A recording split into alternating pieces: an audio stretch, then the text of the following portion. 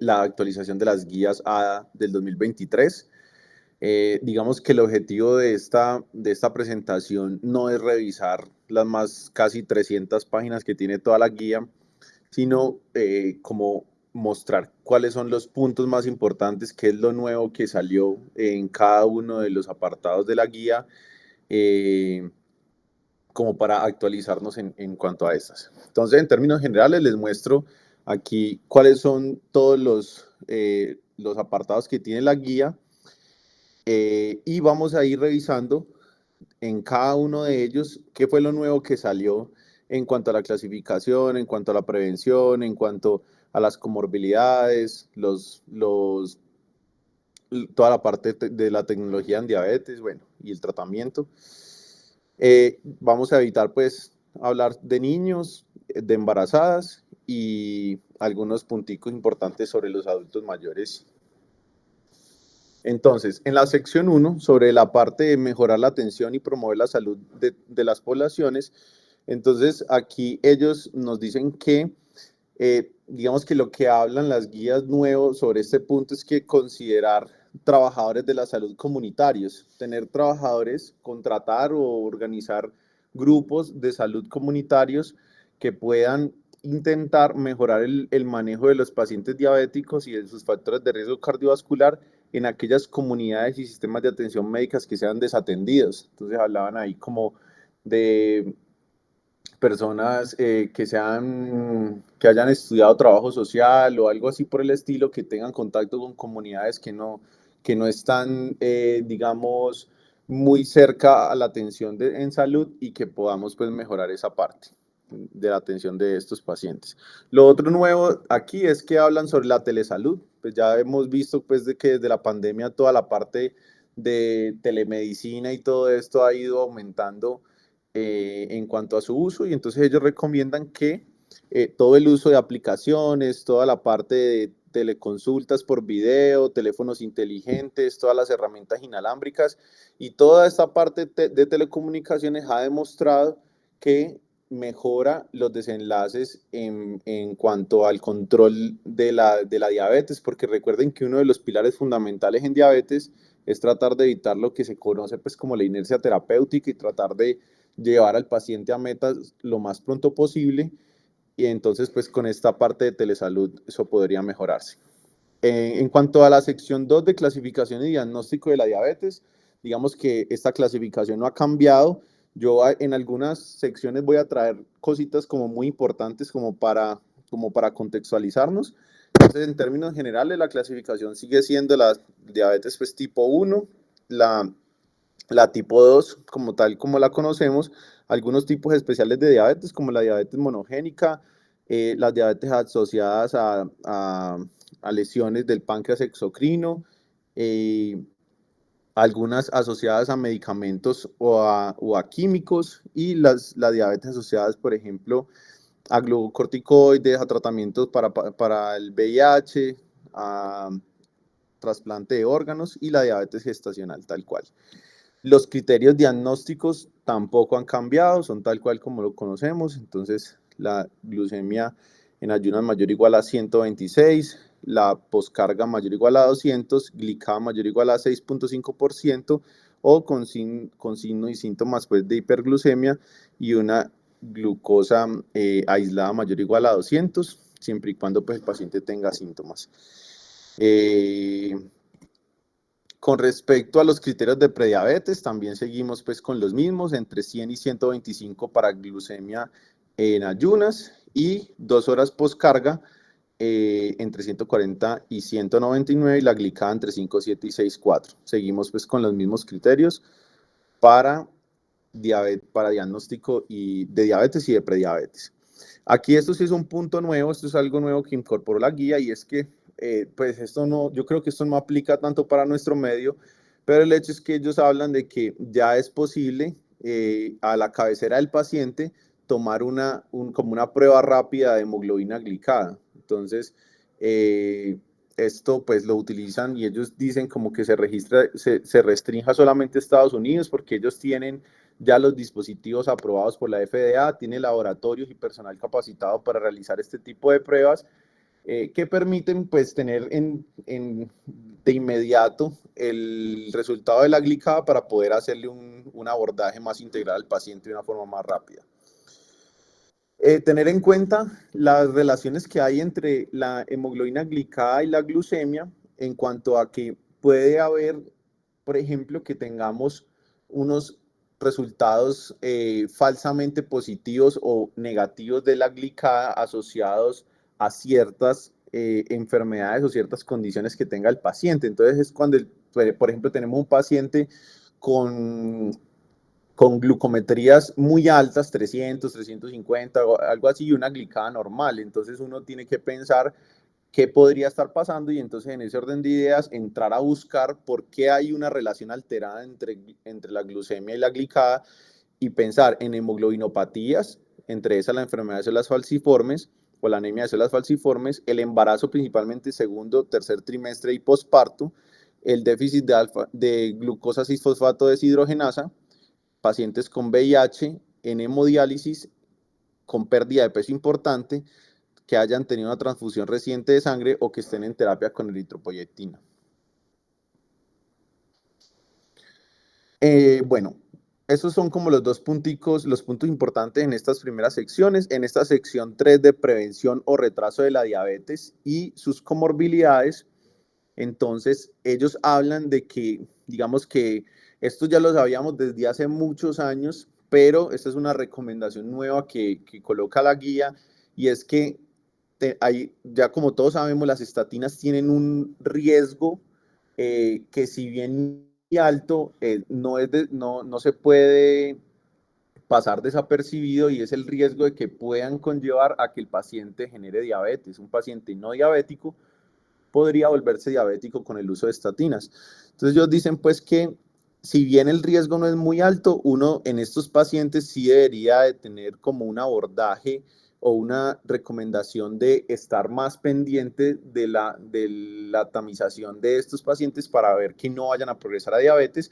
Sin embargo, no se recomienda, por este riesgo, no se recomienda prácticamente nunca suspender la estatina porque los estudios han demostrado que el beneficio supera muchísimo al riesgo. En términos generales, el hazard ratio del riesgo de desarrollar diabetes es de 1.36. Entonces, lo que les decía, en los estudios de prevención primaria, los beneficios cardiovasculares y de la mortalidad asociados con la terapia con estatinas superan mucho los riesgos de desarrollar diabetes. Bueno, este es otro punto un poco como novedoso también por parte de la guía, y es que ellos recomiendan que en aquellos pacientes en los que se haya evidenciado que tenga resistencia a la insulina o sean prediabéticos, es decir, no pacientes diabéticos, sino prediabéticos o con resistencia a la insulina, entonces el uso de pioglitazona podría considerarse para disminuir el riesgo de ACV o de infarto de miocardio.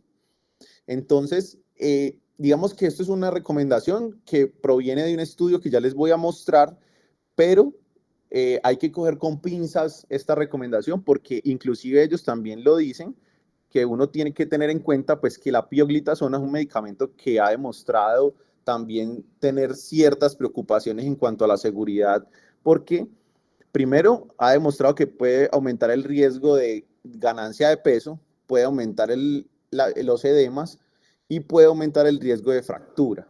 Entonces, les traigo el estudio como para ponernos en contexto, es el estudio IRIS, ¿sí? Es un estudio publicado en el New England Journal of Medicine, en el cual lo que hicieron fue eso, pacientes que habían hecho una isquemia transitoria, entonces fue un ensayo multicéntrico, doble ciego, aleatorizaron 3.876 pacientes que habían sufrido un ictus isquémico o una IT a recibir pioglitazona, una dosis objetivo de 45 miligramos al día o placebo.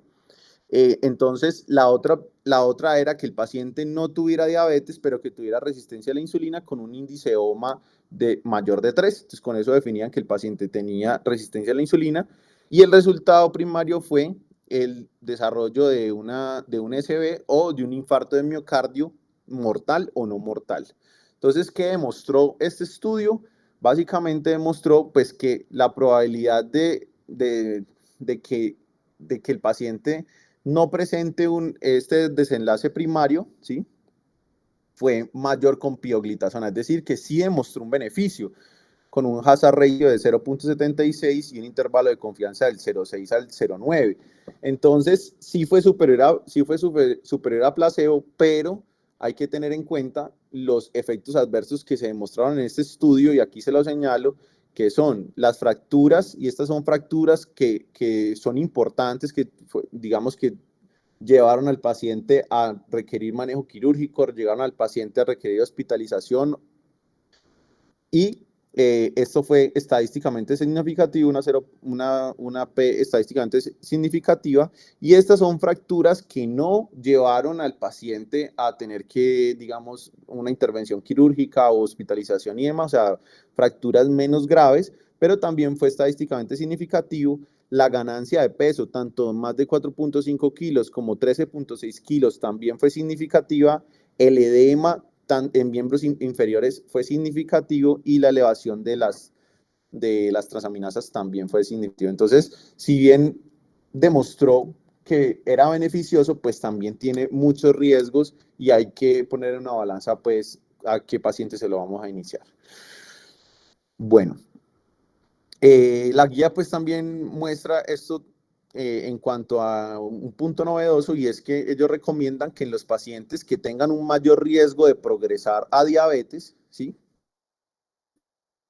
pacientes que tengan alto riesgo de diabetes, que serían aquellos pacientes con un índice de masa corporal mayor o igual a 35, o que tengan niveles de la glucemia en ayunas entre 110 y 125, o 2 horas postcarga entre 173 y 199, o una glicada mayor o igual a 6, es decir, están como en rango de prediabetes, pero más arribita, por ejemplo, 173 a 199. Recordar que prediabetes es desde 5.7 para arriba, y los que más riesgo tienen, pues obviamente son los que están mayor o igual a 6. Entonces ellos recomiendan que en estos casos, en estos pacientes, tenemos que ser más intensivos en cuanto a la prevención. Entonces toda la parte del estilo de vida, e inclusive se podría considerar el uso de metformina. Bueno, ya con respecto a la sección 4, que es la evaluación médica integral y de las comorbilidades, entonces pues ellos nos dicen que para, digamos, hacer el acercamiento, hacer el abordaje de los pacientes con diabetes, pues nosotros tenemos que de entrada analizar cómo está el riesgo de sus complicaciones. Entonces, revisar cómo está su riesgo cardiovascular, su riesgo de falla cardíaca, su riesgo de enfermedad renal crónica, el riesgo que el paciente tenga hipoglucemia, el riesgo de retinopatía y neuropatía, para asimismo definir la terapia farmacológica y la no farmacológica más adecuada. Adicionalmente, también definir a qué metas vamos a llevar al paciente de hemoglobina glicada, de la glucemia en sangre, del tiempo en rango terapéutico que vamos a utilizar en este paciente, porque también vamos a ver que hay unas recomendaciones en los adultos mayores que el tiempo en rango ha ido disminuyendo, pues como para tratar de evitar la polifarmacia. Eso también pues me pareció chévere la guía que metieron la parte de geriatría, en la cual pues siempre los geriatras buscan como tratar de impactar en, en toda la polifarmacia, en la agresividad pues en el tratamiento, en muchos de estos casos, y ellos recomiendan también como ir desintensificando la terapia cuando el paciente lo permite. Entonces, definir las metas y definir entonces el plan terapéutico con respecto a todo lo anterior, que ya vamos a ir viendo poco a poco. Entonces, con respecto al riesgo de hipoglucemia, que esto es importante tener en cuenta siempre, que la hipoglucemia es un evento que podría llegar a ser catastrófico, puede inclusive matar al paciente. Entonces, siempre sospechar en qué pacientes puede tener un mayor riesgo de hipoglucemia. Entonces, obviamente los que utilizan insulina o secretagogos de insulina, principalmente pues, las sulfonirurias, pacientes que tienen deterioro de la función renal o hepática, pacientes que tienen una diabetes de larga data, porque pues, estos pacientes ya tienen una enfermedad que se empieza a tornar refractaria, que ya tiene mayor probabilidades de que responda de forma inadecuada a los medicamentos.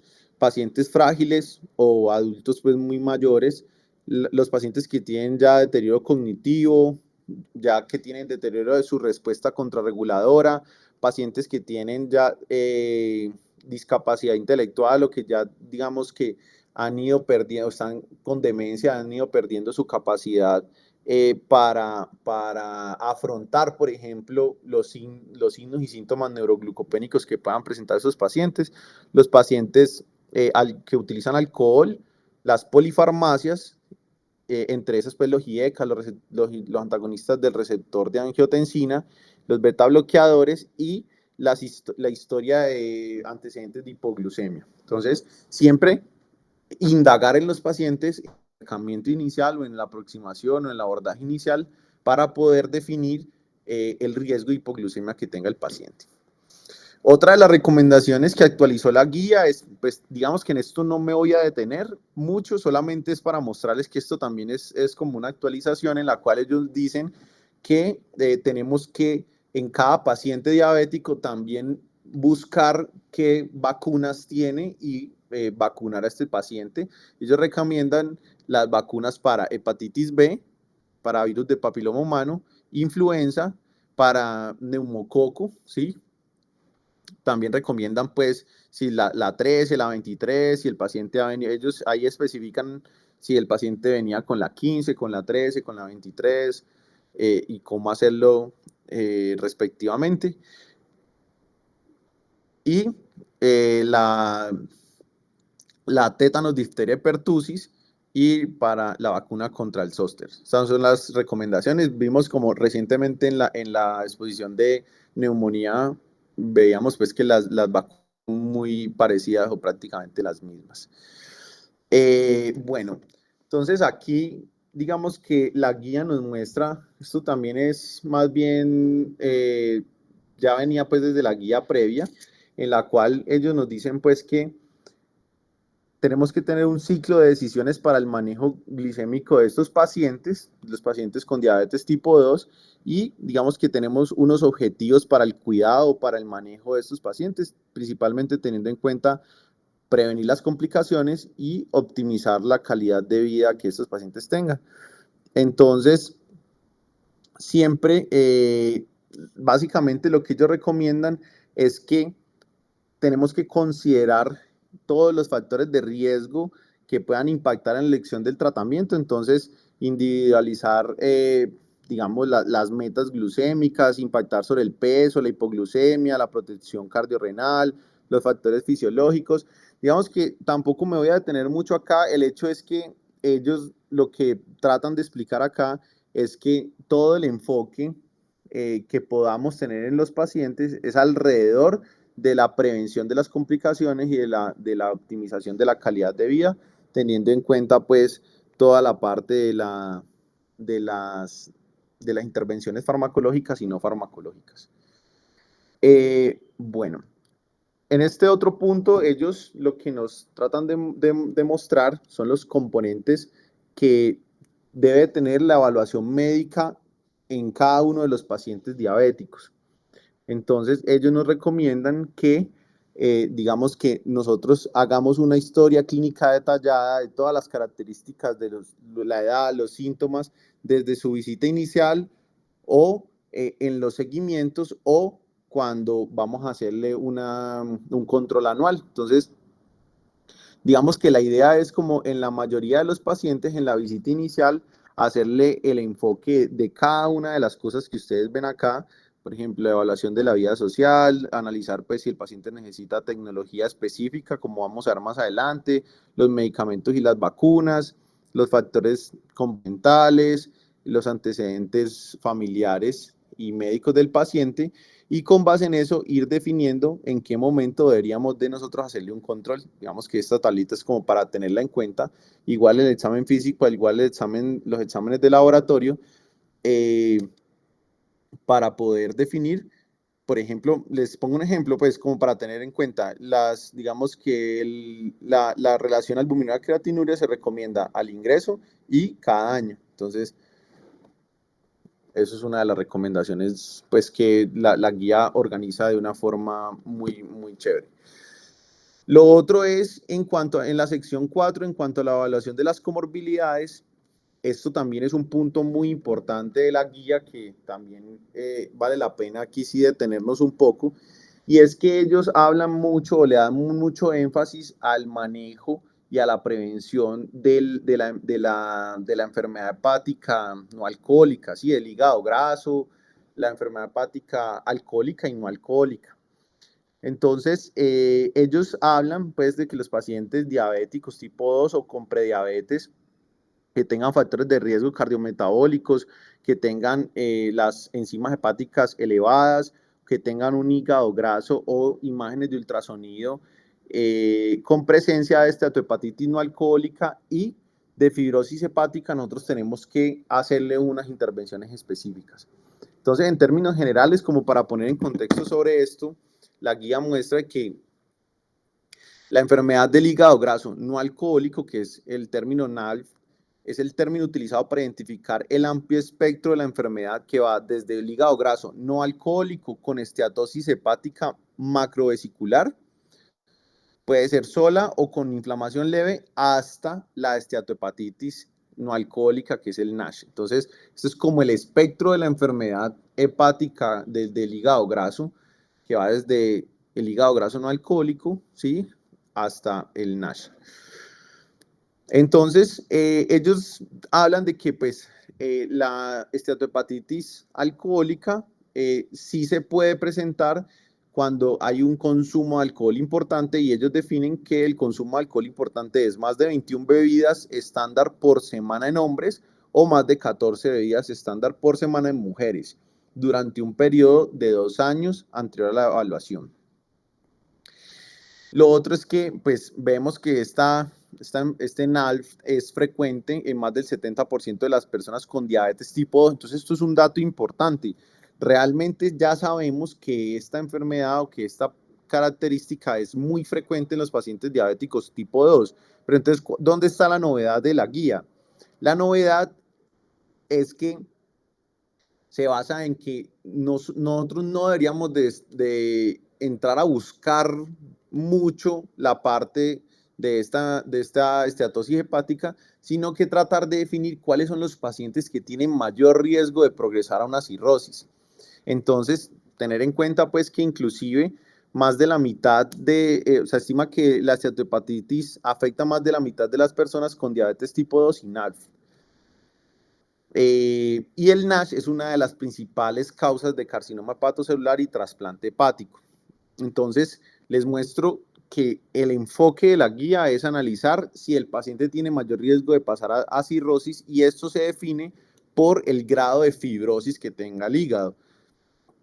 Entonces, para tener en cuenta, la fibrosis histológicamente a nivel hepático se clasifica en F0 cuando no hay fibrosis, F1 cuando la fibrosis es leve, F2 cuando la fibrosis es moderada, que F2 es cuando la guía considera que la fibrosis es significativa, cuando un paciente tiene fibrosis en rango F2.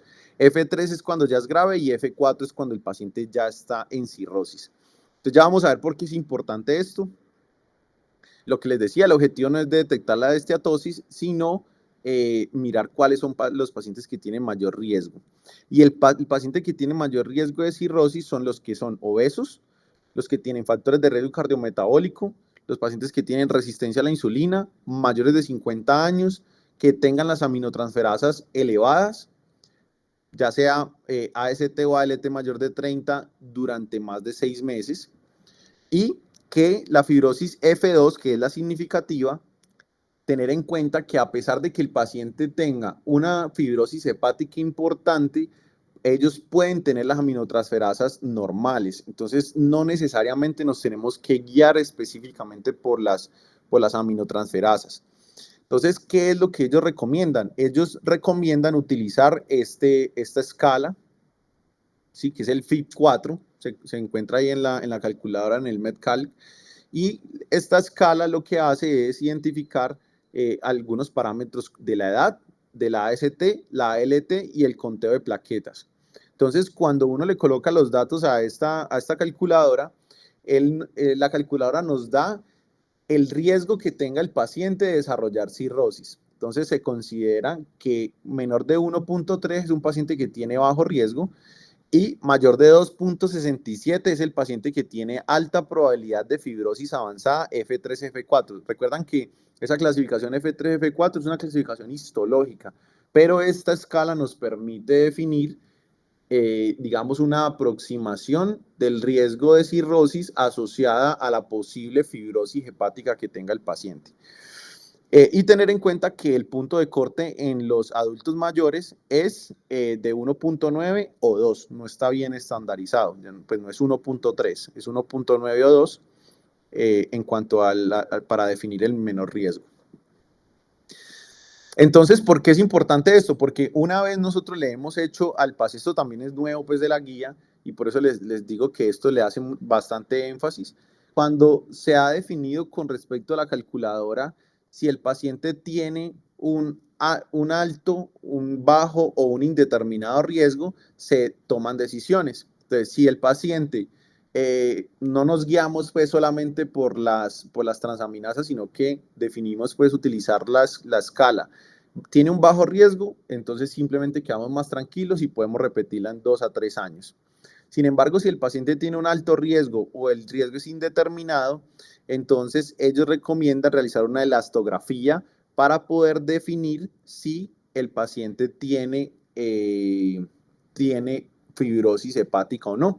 Entonces, si la elastografía, el resultado sale de bajo riesgo, entonces se repite en 2 a 3 años, y si la elastografía sale de alto riesgo, entonces la recomendación es remitirlo a un gastroenterólogo o a un hepatólogo específicamente. Ellos también hablan de unos test en sangre como unos marcadores, pero pues esos pues no los tenemos con alta disponibilidad. Entonces, aquí en la elastografía se marcan 2 puntos grandes. Cuando la elastografía es de 0 es bajo riesgo, cuando la elastografía es de 12, entonces ahí es de alto riesgo. En términos generales, el tratamiento para esta condición es el estilo de vida. Entonces se recomiendan una pérdida de aproximadamente el 5% de peso, pero preferiblemente el 10% para mejorar la parte de la fibrosis. Disminuir el contenido de macronutrientes, limitando las grasas saturadas, el almidón y el azúcar añadido, y hacer ejercicio, pues, tanto aeróbico como de resistencia, pueden mejorar.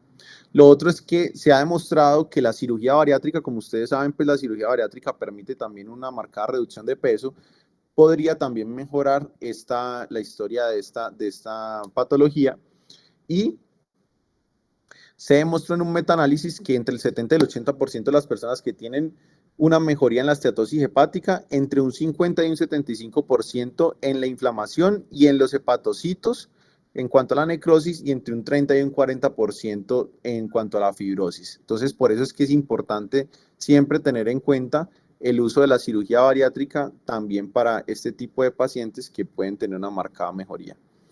En términos generales, hoy en día no hay ningún medicamento que esté aprobado para el tratamiento de esta esteatosis hepática. Digamos que la recomendación actual es simplemente el manejo dual de la hiperglucemia y de la obesidad, en términos generales.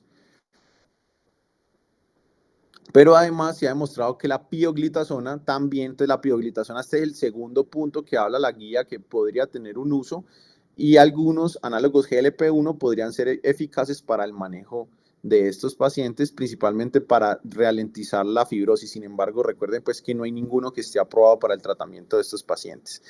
Y también dicen que la vitamina E podría traer algún tipo de beneficio en este tipo de pacientes.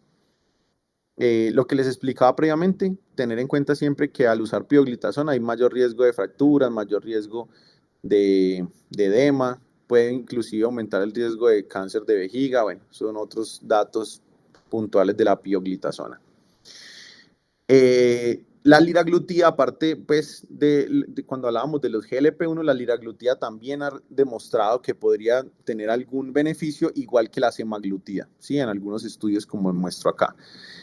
Lo otro es la tirsepatía, que es otro de los puntos muy importantes de la guía, otro de los puntos que he hablado. Ya más adelante les voy a mostrar el estudio que avala la tirsepatía. también ha demostrado que puede servir principalmente como tiene una gran capacidad de disminución de peso, entonces pues por ese lado puede disminuir también el riesgo o sea, de progresar esta fibrosis hepática. Bueno, entonces en la sección 5, que ya es la parte para facilitar los comportamientos positivos de la salud y el bienestar para mejorar los resultados de la salud, en términos generales, ellos recomiendan que para mejorar o para disminuir el riesgo de que un paciente prediabético progrese a una diabetes puntual, entonces debería de perder entre un 7 y un 10% de peso. Esta es la recomendación puntual que hacen ellos. Digamos que ellos enfatizan, y pues me disculpan que me enfoque tanto en eso, sino que es que hablan mucho de la parte de la esteatosis hepática, hablan mucho de la pérdida de peso, entonces ellos recomiendan que mínimo el paciente pierda 5% de peso, pero se recomienda que inclusive de 3%, o sea, todo es ganancia, pero la recomendación más importante es que el paciente llegue a perder hasta un 15% de peso. ¿Sí? Entonces, esto también es como un punto novedoso, pues ellos ya aumentan el porcentaje de pérdida de peso debido a que han salido moléculas muy novedosas que ayudan pues con este punto. Lo otro es que ellos hablan mucho pues de enfatizar en la parte nutricional, disminuir los ultraprocesados, la alimentación y todo lo demás, teniendo en cuenta adicionalmente que se puede utilizar el ayuno intermitente. Esto también es novedoso. Ellos hablan de que hay 3 formas de hacer ayuno intermitente. El ayuno de días alternos, en la cual el paciente hace restricciones un día sí, otro no, un día sí, otro no. La dieta 5-2, en la cual ellos recomiendan que el paciente con la ingesta habitual o sea, hace restricción 2 días y los demás 5 días, los 5 días restantes tienen la ingesta habitual. Y la otra forma es hacer una alimentación restringida en el tiempo. Entonces, disminuir, o sea, no comer, hacer un ayuno por ciertas horas, más de 8 horas, es lo que se recomienda y ellos dicen que pues esta inclusive es la mejor forma. Bueno, en cuanto a los objetivos glucémicos, en términos generales les muestro acá las recomendaciones nuevas que salieron y es que ellos recomiendan que en pacientes que digamos que la hemoglobina glicada siempre debe ser puntualmente menor de 7% en las que no estén embarazadas, en las pacientes que no están embarazadas, eh, y adicionalmente, se recomienda que cuando el paciente está utilizando esos monitores continuos de glucosa, el tiempo en rango terapéutico siempre debe ser mayor al 70%, ¿sí? Esta es la recomendación puntual, pero vamos a ver que si el paciente tiene un alto riesgo de hipoglucemia, el tiempo de rango terapéutico podría bajar al 50% o inclusive en los adultos mayores también podría disminuir al 50%. Bueno, digamos que esto habla pues otra vez principalmente sobre el riesgo de hipoglucemias, tener en cuenta pues que nosotros no debemos ser tan agresivos en cuanto al tratamiento si el paciente definimos al inicio que tiene un mayor riesgo de hipoglucemias y tenemos que tener en cuenta la desintensificación de la terapia cuando el paciente tiene un mayor riesgo de hipoglucemia, principalmente en los adultos mayores, inclusive las metas de hemoglobina glicada, eso ya lo sabíamos pues desde antes, podrían bajar al 8% en los adultos mayores. Eso es lo que les mostraba ahorita, como para tener en cuenta solamente lo del tiempo en rango terapéutico, que se recomienda pues que el paciente esté la mayor parte del tiempo, más del 70%, entre 70 y 180. Los objetivos pues de hemoglobina glicada, les muestro, esto no ha cambiado en términos generales, esto lo traje más como para tener en cuenta que la hemoglobina glicada menor de 7, la glucemia preprandial entre 80 y 130 es el objetivo y la postprandial menor de 180. Esto es para mostrar, en términos generales, esto tampoco ha cambiado, es solamente para mostrar que dependiendo de las características o las enfermedades que tenga el paciente, nosotros podríamos ser más o menos estrictos en la meta de hemoglobina glicada. Tenemos una de 7%, pero dependiendo de las enfermedades, digamos, la expectativa de vida y demás, podríamos ser más severos o menos. Bueno, para ir avanzando, en la sección 7, la parte de la tecnología en diabetes, ellos en términos generales lo nuevo es que ellos hablan de que digamos que le hacen mucho énfasis a la parte del monitoreo continuo de glucosa.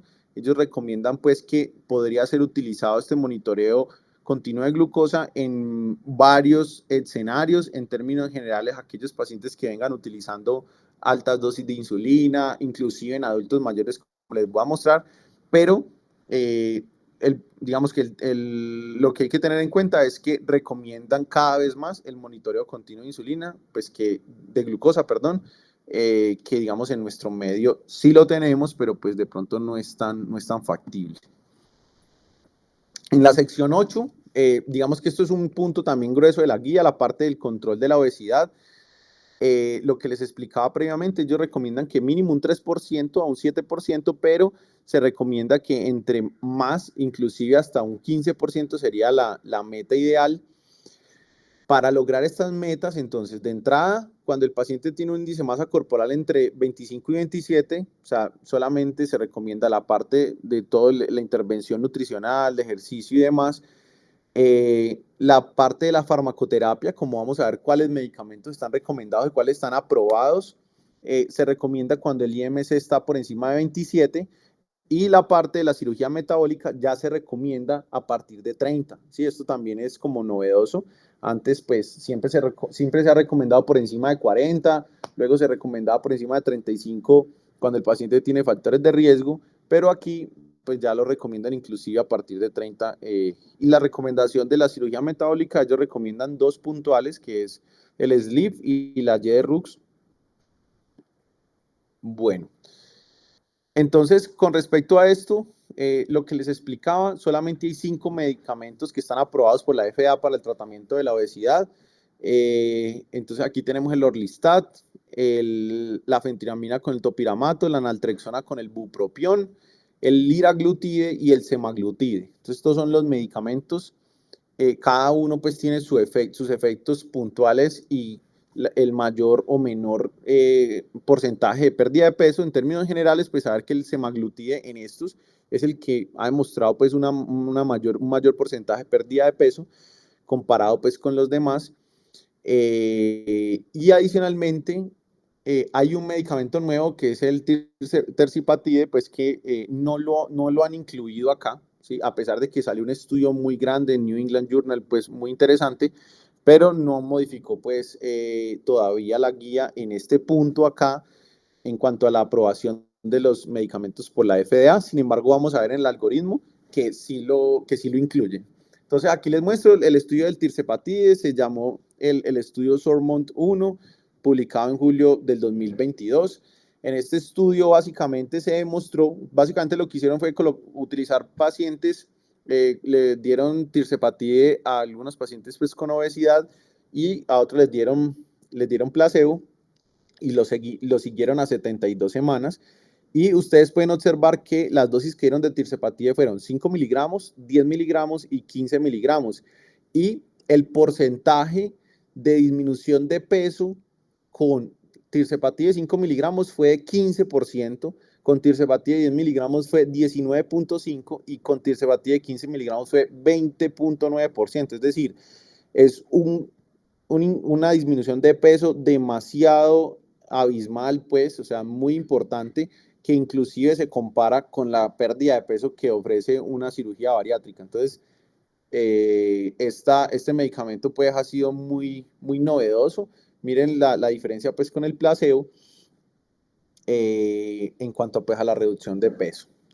Y la mayoría de los pacientes, cuando utilizan la dosis de 5, de 10 o de 15, de 5, de 10 o de 15 miligramos, es los colores aquí azul clarito y demás, más del 85% lograban la pérdida del 5%, más del 85% con 5 miligramos. Es decir, la gran mayoría de los pacientes que lo utilizan pues tienen la capacidad de perder peso.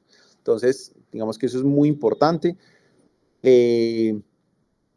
en términos generales, en cuanto ya en la parte del enfoque farmacológico para el tratamiento de la glucemia, ellos recomiendan este algoritmo. Entonces, les voy a mostrar aquí en términos generales del tiempo, de una forma rápida.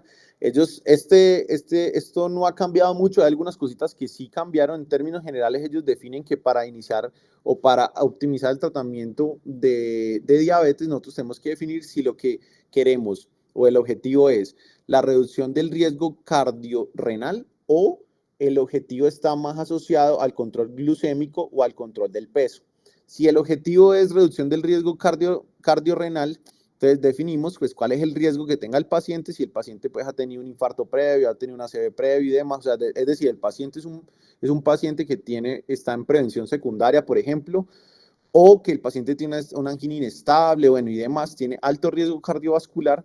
Entonces los medicamentos recomendados son los análogos GLP-1 o los inhibidores de SGLT2 de entrada, ¿sí?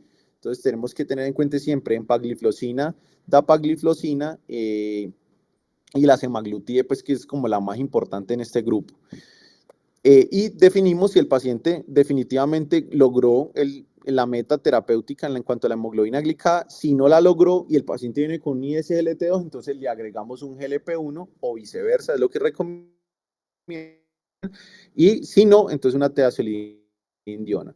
Esto también hace parte de lo mismo, el paciente que tiene factores de riesgo cardiovasculares, entonces también se puede hacer este enfoque. Por lo contrario, si el paciente lo que tiene es una falla cardíaca, ya sea con fracción de eyección reducida, los estudios del Emperor Reduce y el DAPA Heart Failure demostraron que en falla cardíaca reducida estos medicamentos lograron disminuir hospitalizaciones, mortalidad y demás. Y en falla cardíaca con FEBI preservada también ya se demostró el beneficio cardiovascular, el Emperor Preserved y demás. Entonces, de entrada, en pacientes con falla cardíaca, la recomendación es inhibidor de SGLT2 que haya demostrado beneficio en esta población, principalmente los que más tenemos a disposición en empagliflozina, dapagliflozina, son los que han demostrado pues la disminución del riesgo. Si el paciente lo que tiene es una enfermedad renal crónica con una tasa de filtrado por debajo de 60 y el paciente tiene una relación albuminura-creatinuria mayor de 30, es decir, es un paciente con una enfermedad renal diabética proteinúrica, entonces la recomendación y es que los inhibidores de SGLT2 también son los que han demostrado la mayor disminución en la progresión de la enfermedad renal crónica, disminución en el deterioro, pero aquí hay una novedad. La novedad es que ellos ya definen que los podemos iniciar a partir de 20 mililitros minuto de tasa de filtrado glomerular. Entonces esto ha ido cambiando en el tiempo, antes era 45, luego era 30, ahora ellos ya definen pues que desde 20 se pueden utilizar. Y de entrada, si el paciente no cumple con las metas o digamos que no tiene la tasa de filtrado adecuada, pues se puede iniciar un GLP-1 o se pueden combinar pues cuando el paciente no cumple las metas.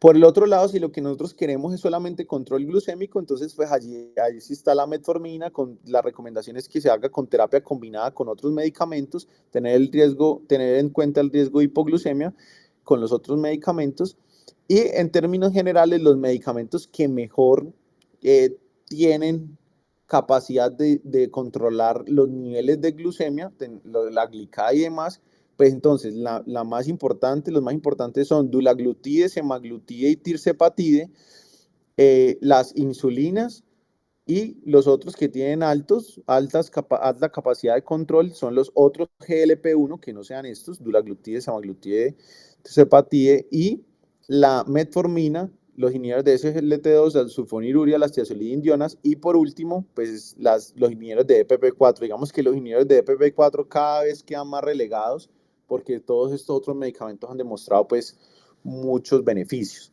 Por el otro lado está el control del peso.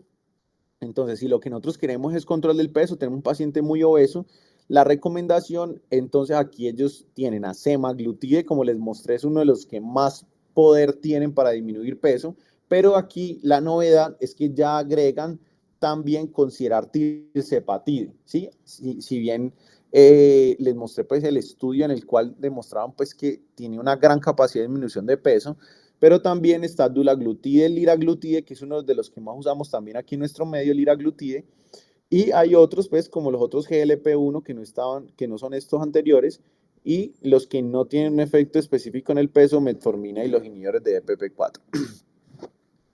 Bueno, yo les quería mostrar, digamos, en aras del tiempo, algunas recomendaciones cardiovasculares. En términos generales, ellos recomiendan que para el control, digamos, o la aproximación del riesgo de estos pacientes se debe hacer un adecuado control glucémico, adecuado control de la presión, adecuado control de los lípidos y tener en cuenta los medicamentos que tengan beneficios cardiovasculares y renales. ¿Cuáles son las novedades en cuanto a las enfermedades cardiovasculares y la gestión del riesgo? Ellos, digamos que puntualizan que ya la meta de presión arterial en estos pacientes tiene que ser de 130/80, ¿sí? Paciente diabético con enfermedad cardiovascular, la meta siempre debe ser 130/80 y debemos que intentar de que esos pacientes lleguen a esta meta. Aquí básicamente dice lo mismo, pues que tenemos que tratar de confirmar las cifras de presión arterial mayor o igual a 130/80 y esa va a ser la meta. Sin embargo, pues ellos de todas formas tienen este algoritmo en cuanto al tratamiento de la hipertensión de estos pacientes y ellos muestran pues que si el paciente tiene una presión mayor o igual a 140/90, pero menos de 160/100, entonces el medicamento de elección sería utilizar uno solo que tenga dependiendo de si el paciente tiene albuminuria o no, entonces definir un antiproteinúrico, IECA-VARA2 si sí la tiene, o un IECA-VARA2 si no tiene albuminuria, IECA-VARA2 o calcio antagonista o diurético en monoterapia. Pero si el paciente en realidad venía con cifras tensionales muy altas, mayor o igual a 160/100, la recomendación es que usted arranque terapia dual de entrada y si el paciente tiene albuminuria, siempre arrancarle IECA-VARA2 y digamos que el segundo medicamento podría ser un diurético o un calcio antagonista. Y en términos generales, si el paciente no cumple las metas o si tiene efectos adversos, se pueden ir combinando entre ellos. IECA-VARA2, calcio antagonista diurético.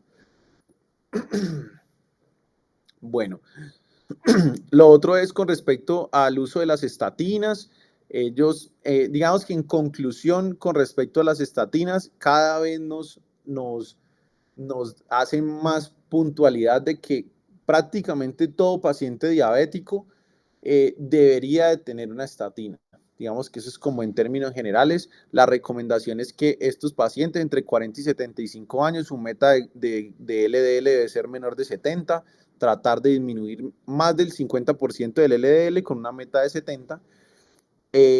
Si no logramos estas metas, ellos nos recomiendan agregar ezetimibe, agregar inhibidor de PCSK9, hablan de que entre más bajito el colesterol LDL es mucho mejor. Adicionalmente, en los pacientes mayores de 75 años, la evidencia pues no es tan importante como en los otros, pero dicen que si el paciente ya lo venía recibiendo, déjeselo.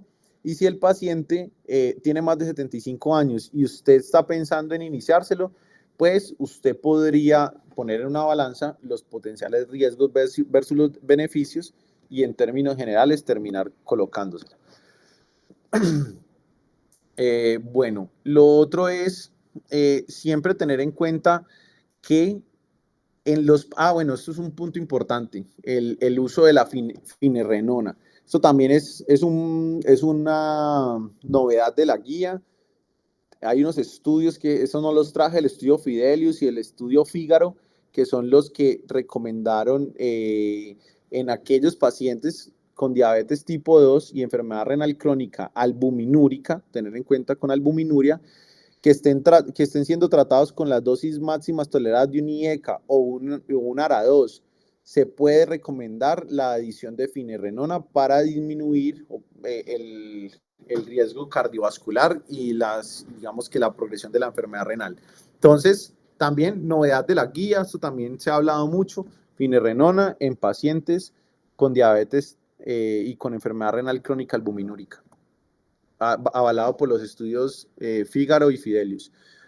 En cuanto a lo de los inhibidores de SGLT2, esta es la otra recomendación novedosa que les comenté, que ellos hablaban de que a partir de 20 mililitros minutos se pueden iniciar.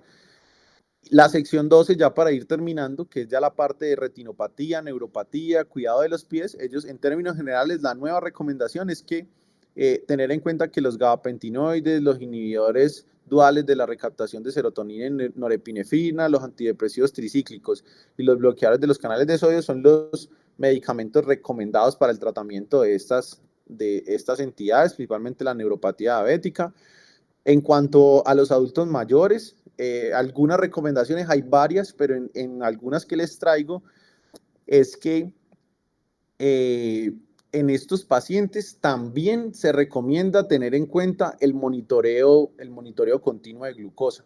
Ellos también recomiendan siempre pensar que no importa que sea un adulto mayor, si el paciente viene diabético con múltiples dosis de insulina al día, entonces uno podría colocarle este monitoreo para disminuir la variabilidad glucémica. Recuerden que la hemoglobina glicada es una medición de un promedio de los últimos 3 meses, como todos sabemos, pero eso no nos habla de la variabilidad glucémica. Un paciente puede tener una glicada de 7 a expensas de picos de 250 e hipoglucemias de 60, y entonces hace una variabilidad muy grande y está completamente demostrado que esta variabilidad tan grande, esta oscilación de picos de hipoglucemias, picos de hipoglucemias, aumentan la mortalidad.